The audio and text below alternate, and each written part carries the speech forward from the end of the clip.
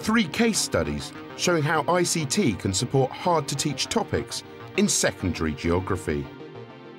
Using data loggers to investigate a local microclimate, a virtual field trip of a changing part of town, and using readily available geographic information systems across the school.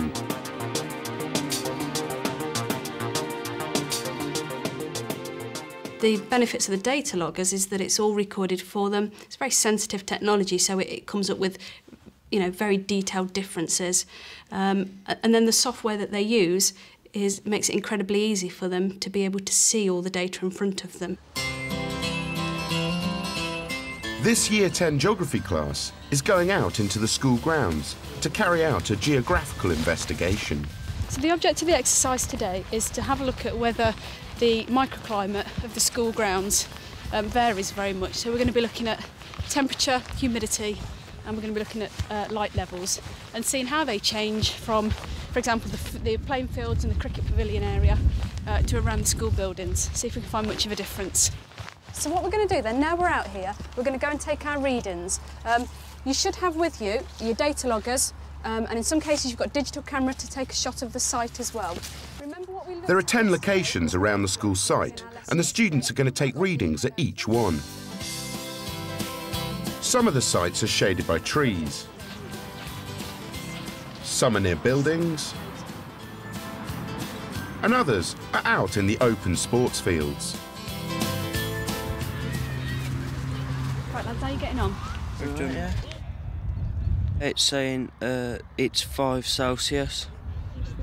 56.8 is the humidity. The handheld logger stores the data until it can be analysed back in the classroom. Been getting like warmer ones, like when we were higher up, and by the trees we got cooler. The temperature's 7.4. It's a bit higher because of the sun. And the humidity is 47.8.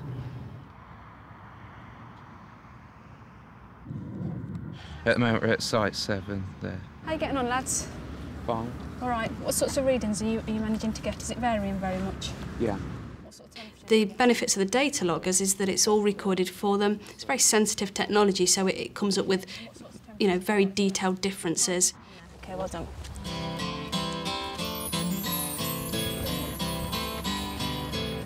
At 59.9 humidity and 5.2 Celsius. The nice thing about this activity was we could do it all on our school site. Got to go through there to find something to learn.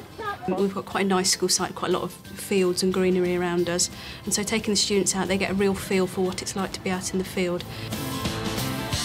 It's 7 degrees.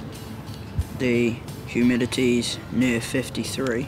And it's quite straightforward and easy to do that. It's not something where I need to collect lots of permission forms and fill out lots and lots of paperwork for it. We can just step outside the school grounds, and it's very easy really to be able to have that. I think a lot of schools can probably manage to do that too. Humidity's a bit less because we've been sheltered by the buildings.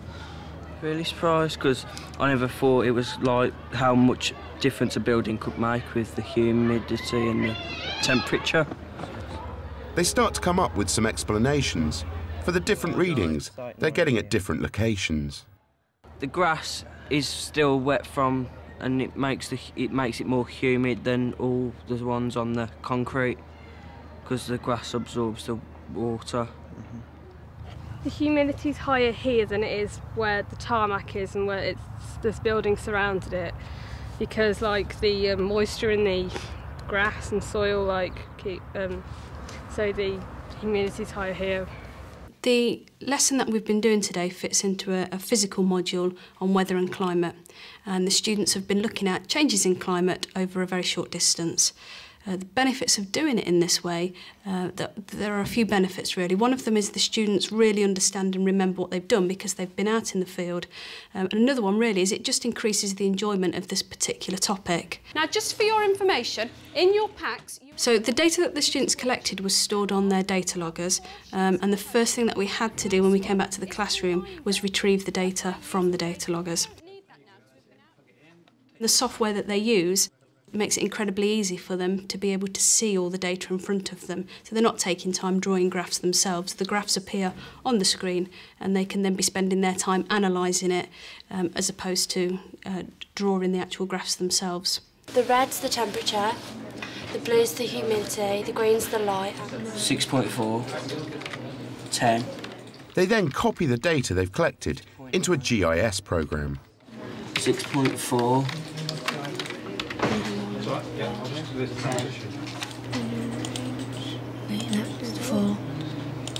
And colours.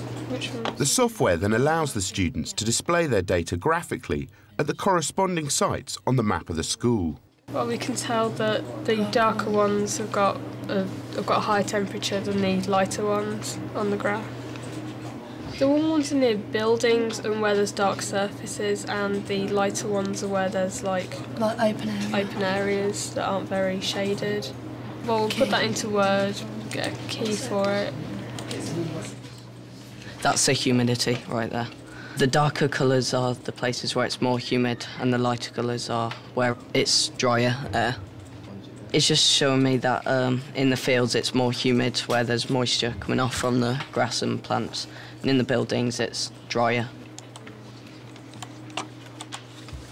They measure the light levels, and the higher they are, the more light they have. Site 6 and Site 8 were the brightest, because Site 6 is in the middle of the field and it has more light.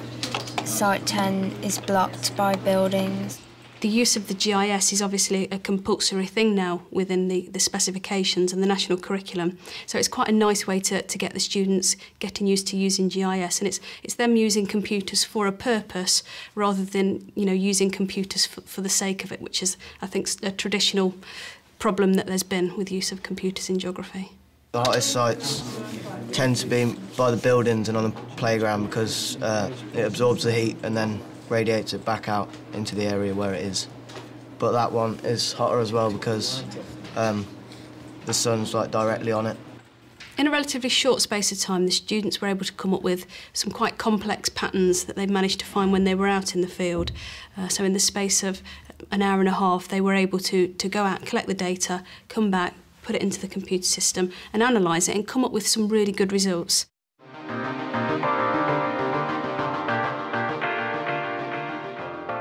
We're geographers, we love fieldwork, and we'll never back down. We want to go on our field trips, and every year group go on a different field trip, and we have one-day field trips, we have half-day field trips locally, we've got one-week residentials in the UK and abroad, and they're a fundamental part of geography teaching.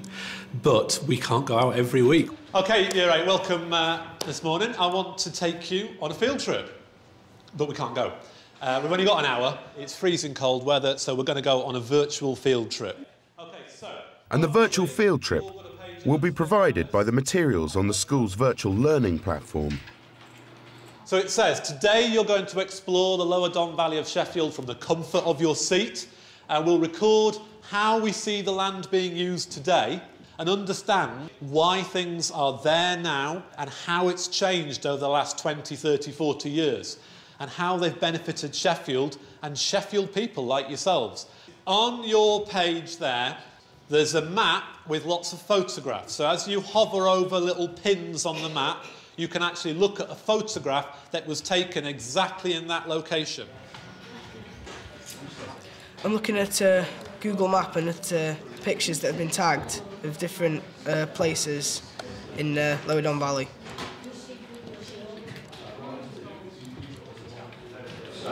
It comes up on Sheffield Arena. The pictures were taken by a previous Year 8 group around the Don Valley area of Sheffield. And they've been linked to an interactive map so these students can explore the area for themselves. That one's going to be Meadowall because it's like a big building. There's like lots of leisure stuff, and in the retail part there's like more things to do. Just scroll a little bit out of where you were. Is it just Lower Don Valley that we're looking at? Yeah, so if you just scroll back a little bit, stay inside this red line, that's where we're interested today. Okay, yeah, thank you. If you go into the table and put it under Once they've looked at the various locations, the next step is to sort them into different land use categories. Okay, we've got the Sheffield Arena. Probably leisure and entertainment because you can go and see shows there. For most children, they could just get on with it themselves, and I had the pleasure of going around talking about their work, talking about the geographical issues, but they were on task and they knew what they were doing and they knew what they had to do next because it was all laid out in front of them. This is a really clever picture because it looks just like a sign, but if you look at it, it's breaking down lots and lots of the different places in Valley Entertainment. So if you've got good eyes and see what they all are, you could get maybe 8 different things into your table just from that one photograph. So that's a really good picture, that one. Soon they begin to see some patterns in the types of land use that they can see. Well, I've found out that there's lots of sports facilities and retail parks around Sheffield, but there's not many industry things that we can see on the videos and evidence. I've spotted that there's lots of leisure and entertainment facilities in Lower Don Valley, and I'm just writing down what they are. There's the M1 from people coming like up different places. There's buses, trams, trains as well, and there's like tram lines and stuff like that for the trams to get there as well. The students upload their work onto the school's learning platform as they go. This tool on our learning platform is really, really useful. There's 2 main uses of this. I'm using this tool to monitor that the work is coming in. So at the end of the lesson, I can see that everyone's submitted their work. But as they're working their way through tasks 1, 2 and 3, I know when to move the class on. When people are mostly finishing one task and I need to introduce the next task, I can see how many have done it. Because sometimes teachers are pushed on, the pace of lesson is pushed on by the fastest who are asking for more work, and others get left behind. Whereas here I can move the lesson on at the right speed for the whole group. But the beauty of it being, the faster children can move on to task 2, task 3, task 4 if they're ready, and I can actually see their work that they're doing. But after the lesson, I can open up here and I can look at the actual work they've done. So I can look at the work coming in through the lesson and get the pace of the lesson right. But afterwards, I can mark this from home. I don't have to carry any books home, any piles of work home. I can't lose their books. It's all on here. Wherever I find myself working with the internet, I can click on their work, look at what they've done and send them their feedback back. The students go on to look at other images of Sheffield on their virtual tour, of how the Don Valley used to be. When the steelworks was closed down, a lot of people lost their jobs and families were like losing out on money. And but then when the national government decided to build like Meadowhall and entertainment, like people got some jobs, and like it was used well because a lot of people came to it, and they still do now. My granddad used to work in the steelworks in Forge Masters, and he used to like work on the big machines. And what they've done before this lesson is they've been looking at Sheffield and urban regeneration issues, and where we've moved on to by the end of this lesson is looking at the engines for change and what do local and national government use to stimulate redevelopment of depressed city areas. Looking at the World Student Games. Right, so it says write how it has an impact on your own life. So I'm going to write how it's made lots of, because they had to build lots of sports facilities. Now we've got loads that we can use now, and hopefully we can use that for the Olympics and train people so they can be in them. I think this was interesting because it's an area of Sheffield which they do know, but they've not really studied it in an analytical way and looking at the reasons why it's there. So even though it's an area that's familiar to them, they were looking at it in a different way through a geographer's eyes today. But for places which are far away, which they can't easily get to, then virtual field trips have got massive benefits.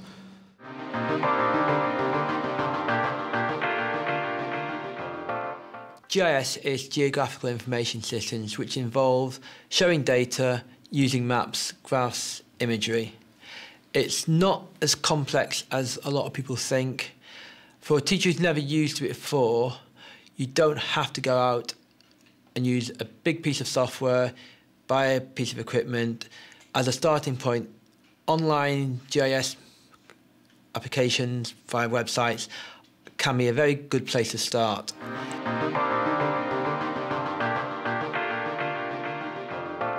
The automatic default is income per person versus life expectancy. Robert is introducing his Year 8 class to a website which displays facts and figures about countries of the world in a visually graphic way.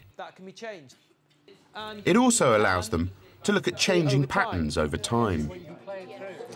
When you click play, all the countries move, and if you select several countries, it can show you the trail. So it shows you when it plummets, when it goes up, when it goes down. Here, they're comparing information about Haiti with other countries and coming up with some interesting conclusions. I've looked at the trail of Haiti from 1952, and it told me that the income didn't really change much until it went forward a bit, and then in 2007 it went backwards. But their life expectancy has still gone up. Shows that roughly as much as it can tell of its journey in life expectancy and its income per person. Now, obviously, in Haiti's case, its life expectancy is going up to around the age of 60, but its income is slightly decreased. The income per person hasn't really increased that much over the years. I thought it would have increased like years back, but it's quite a poor country. It's odd because though their life expectancy has gone up quite significantly, they've actually got poorer per person, which either means that they've had a very odd load of growth, or they've had quite a lot of foreign aid, which has been giving them medicine, maybe some form of infrastructure such as sewage, but they haven't actually been getting each individual person jobs. So what we've got is a state entirely dependent on foreign aid. Dominican Republic and, well, our next door neighbours, and they're miles off each other. The Dominican Republic is that little one there, and then Haiti's back here. And while actually they're not that far off on life expectancy, the Dominican Republic is per head very, very well off, which is slightly disturbing because on a map they're next door neighbours, they're on the same island. There's Haiti and there's the Dominican Republic, and the Dominican Republic had just completely outgrown Haiti. Traditionally, you might have done this by just plotting out information and been very laborious. Even if you're doing it on Excel, it could be quite laborious. Gapminder allows you to literally click, click, click, and you've got a graph. You can look at patterns over time, you can highlight particular countries. They were definitely using it as a great tool to sort of investigate. Compared to the United States, Haiti is completely opposite to how America's doing. And the Dominican Republic is improved. Where is Haiti? Haiti's from there so to from there, all the way, and it goes backwards on the income. A little bit. And it ends up there in 2007, whereas America, all the way up there. Because they all started off in about the same place, didn't they? Yeah. But whereas the difference there compared to there is huge. Yeah, so Haiti hasn't really improved that much. No, not at all. The level of answers and the level of talks going on, but even just between friends, was a lot higher than if it just been like, turn to page 24, here's some information. Here they've actually investigated, plotted, tried things out, and it definitely enriches their... it definitely engages them, and also, I think, makes them think.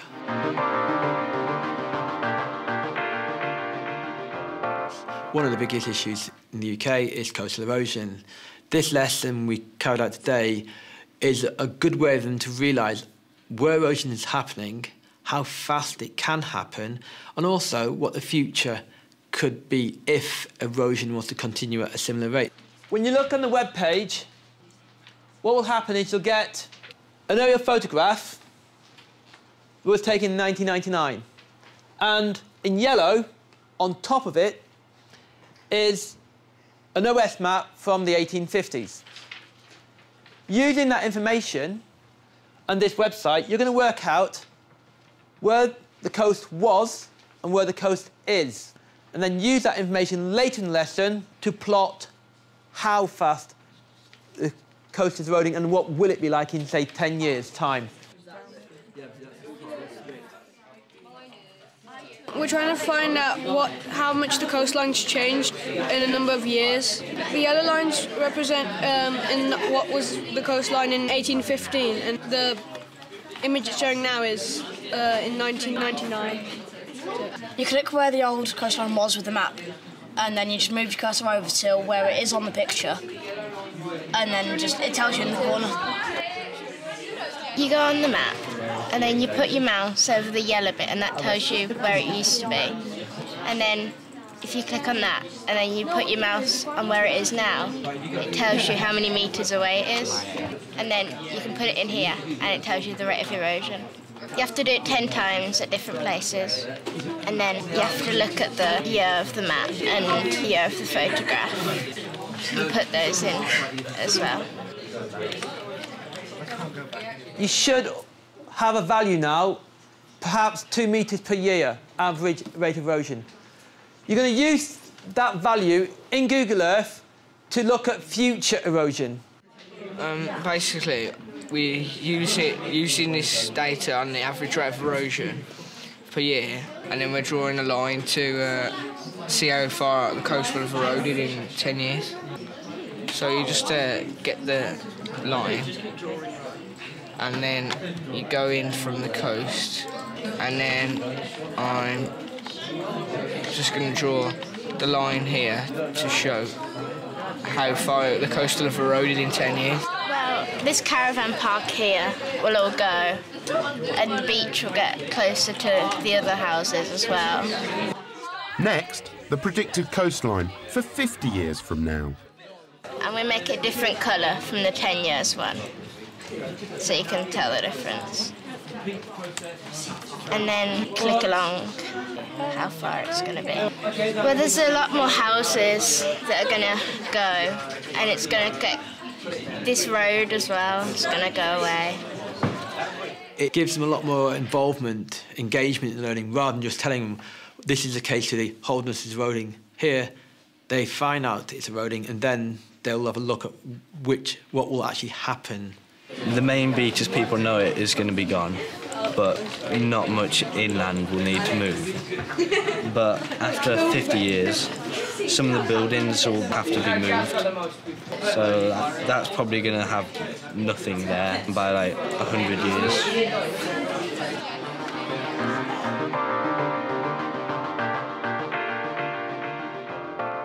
GIS gives us a tool to create maps easily, quickly, efficiently, and hence more time to actually analyse.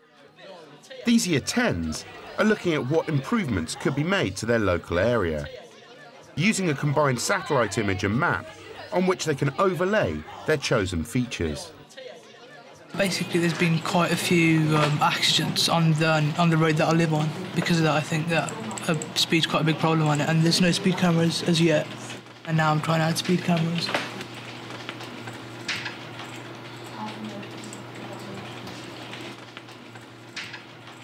And there, then one just off the turning.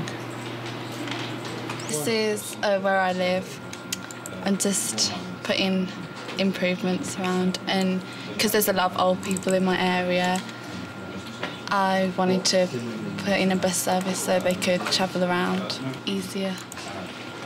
The first thing I've added is the bus stops, and then I'm going to add in the route which the bus will travel to and from. And then I'm going to add allotments over around here. I'm going to make cycle lanes on most of the roads along these main roads down here, just to sort of get some cars off the road and make it more sustainable.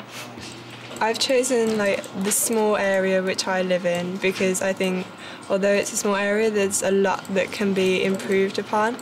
So at the moment I'm looking at transport issues, and although we do have a good bus service, it is quite congested, so I'm adding a bus lane, but also cycle lanes because it will get kids out and they'll feel safe and their parents will feel safe with that. These blue lines are the bike lanes and the green patches are the green spaces which are publicly available.